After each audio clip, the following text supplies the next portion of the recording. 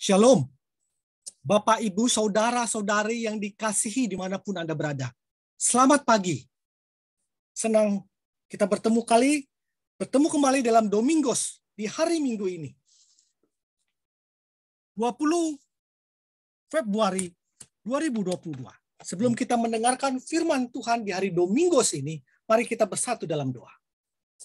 Mari Bapak Ibu yang dikasihi Tuhan, kita bersatu dalam doa. Bapa dalam kerajaan surga, terima kasih Tuhan untuk hari Domingos, hari Minggu yang Tuhan berikan buat kami. Kami percaya Tuhan, hari yang baru, hari Domingos yang Tuhan berikan ini, Tuhan punya rencana yang terbaik buat hidup kami. Kami mau beribadah, kami mau bersekutu dengan Tuhan di pagi hari ini. Tuhan datanglah di tengah-tengah kami. Isilah roh kami dengan roh Tuhan.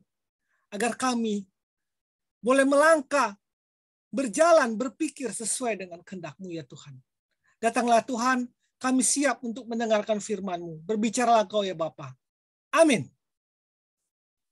Baik, Bapak Ibu, saudara-saudara yang dikasihi Tuhan, nats kita di hari Domingos ini adalah dengan judul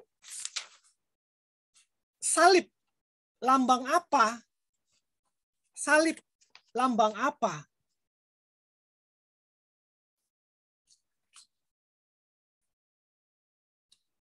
Sebagai landasan firman Tuhan diambil dari Markus 10 ayat 45.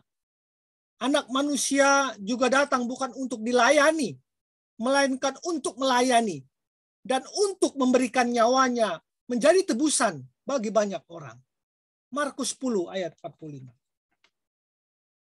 Tidak salah kalau orang menjawab salib sebagai lambang kasih. Sebab Yesus bersedia disalib karena kasih kepada manusia. Tidak salah juga kalau orang menjawab salib itu adalah lambang keampunan dan keselamatan. Sebab oleh karena salib Yesus kita diampuni dan diselamatkan. Tetapi sebenarnya jawaban yang paling tepat adalah salib adalah lambang pemberian diri atau self-giving. Seperti Markus 10 ayat 45 tadi yang mengatakan anak manusia juga datang bukan untuk dilayani melainkan untuk melayani dan untuk memberikan nyawanya menjadi tebusan bagi banyak orang. Memberi diri bukan berarti membiarkan diri diperlakukan dengan semena-mena oleh orang lain atau dikuasai oleh orang lain. Yesus tidak pernah membiarkan diri diperlakukan demikian. Ketika Yesus ditampar oleh seorang penjaga imam besar, ia memprotes. Katanya, jikalau kataku itu salah, tunjukkanlah salahnya di mana. Tetapi jikalau kataku itu benar, mengapa engkau menampar aku? Yohanes 18 ayat 23. Memberi diri juga bukan berarti menyediakan diri untuk mati atau menantang untuk mati alias berani mati. Bukan demikian. Orang yang mogok makan hingga terkapar lemas atau orang yang menyembunyikan bom di dalam jaketnya lalu meletakkannya di pasar untuk mati syahid bukanlah memberi dirinya atau memberi diri melainkan bunuh diri itu. Penelitian psikiater menunjukkan bahwa orang yang seperti ini cenderung suicidal atau sering berpikir ingin mati atau rela mati alias martyr syndrome. Ini sebenarnya adalah gangguan psikopatis atau psikologi.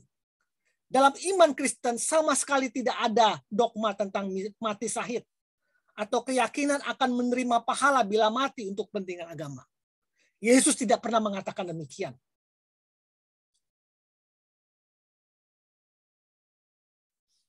Menjelang kematiannya, Yesus sangat ketakutan.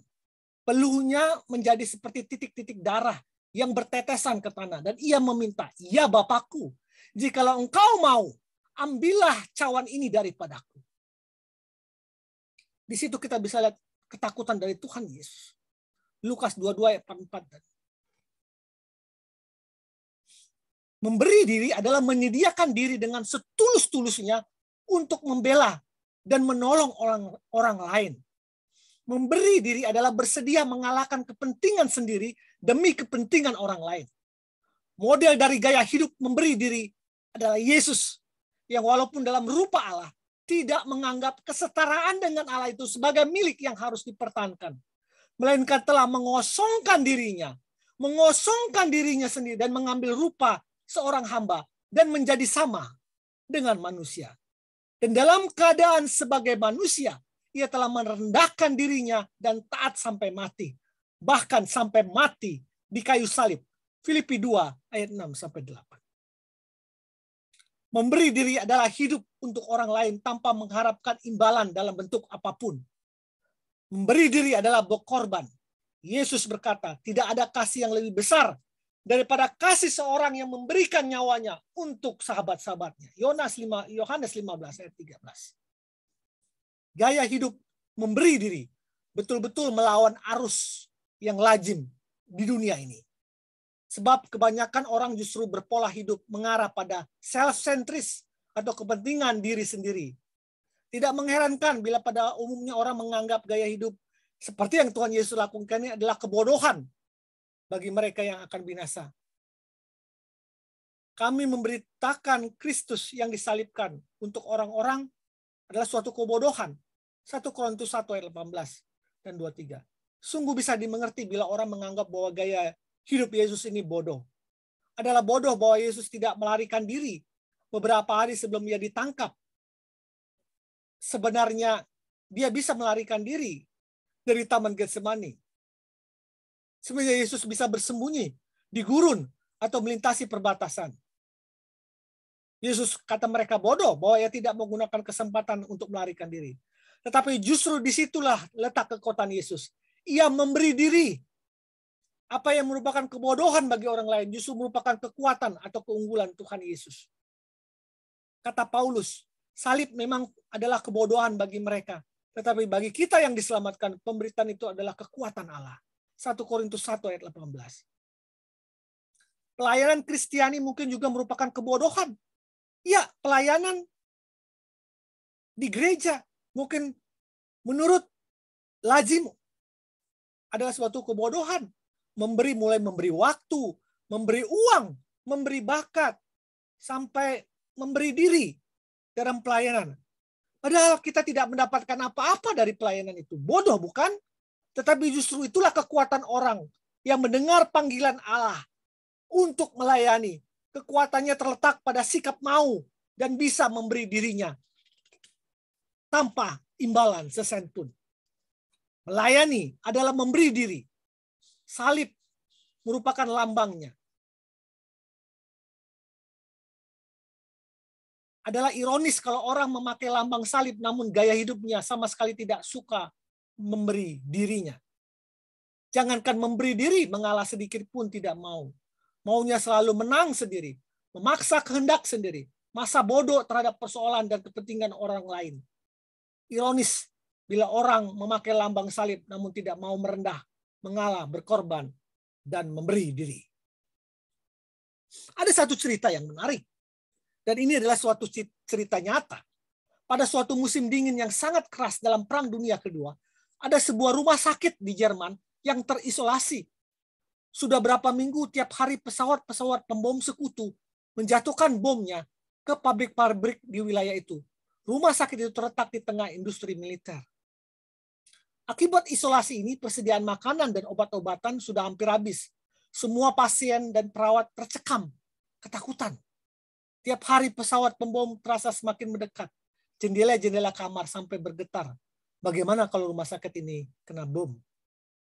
Di tengah suasana itu mendadak ada seorang perawat hilang. Aneh, semua barang di kamarnya masih utuh.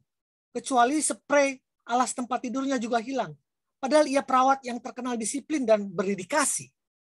Lalu terjadi suatu yang mengherankan. Sejak peristiwa hilangnya perawat itu, pesawat-pesawat pembom menjauh dari mereka dan tidak ada lagi suara-suara bom.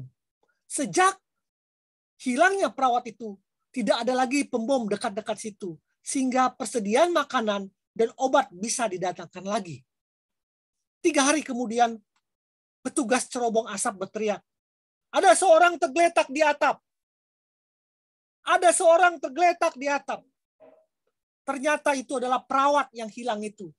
Ia mati kedinginan di atap. Di dekat tubuhnya terbentang spray dengan lambang palang merah yang terbuat dari cap-cap darah dan jari-jari tangannya. Rupanya perawat itu pingsan setelah membuat bendera itu, lalu mati beku. Tubuhnya terbaring dengan posisi kedua tangan terbentang, bak sebuah salib yang menyatakan lambang palang merah dan kedamaian. Tuhan Yesus kiranya memberikan kekuatan buat kalian menjadi pemberi-pemberi diri dalam firman Tuhan. Amin.